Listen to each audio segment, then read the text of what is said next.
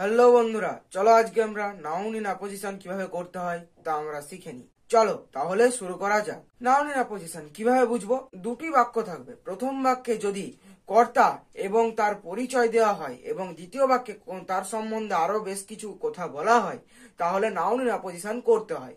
কিভাবে করব তার একটা গঠন আছে, চলো তা আমরা জেনে নিই।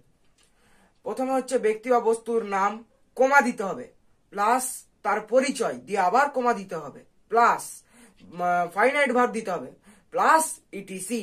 যেমন একটা উদাহরণ চলো আমরা জেনে নিই। Rabindranath Tagore is a great poet, একটা সেন্টেন্স, ফুল স্টপ দিয়ে দিলে।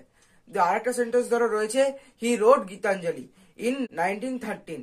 তাহলে এটা আমরা নাউনের অ্যাপোজিশন করব। কিভাবে করব না, প্রথমে ব্যক্তি বা বস্তুর নাম, এখানে ব্যক্তি রবীন্দ্রনাথ ট্যাগর, তাহলে আমাদের লিখতে হবে রবীন্দ্রনাথ ট্যাগর, দিয়ে কমা দিতে হবে, দিয়ে রবীন্দ্রনাথ ট্যাগর কি গ্রেট পোয়েট, রবীন্দ্রনাথ ট্যাগর কমা দিয়ে এ গ্রেট পোয়েট, দিয়ে আবার কমা গঠন অনুযায়ী, দিয়ে তার বাক্যের বাকি অংশ। এবারে ফাইনাইট ভার্ব দিতে বলেছি, হি রোড গীতাঞ্জলি ইন 1913, বাকি অন্য সেন্টেন্সটা ছিল। তাহলে এখানে এই সেন্টেন্সটার মধ্যে কোনটা ফাইনাইট ভার্ব হচ্ছে? রোডটা। তাহলে কি হবে, তারপরে রোড লিখবো, তারপরে লিখতে হবে গীতাঞ্জলি ইন 1913। তাহলে গোটা সেন্টেন্সটা আমি আরেকবার বলে দিচ্ছি, সেটা হচ্ছে Rabindranath Tagore comma a great poet comma wrote Gitanjali in 1913।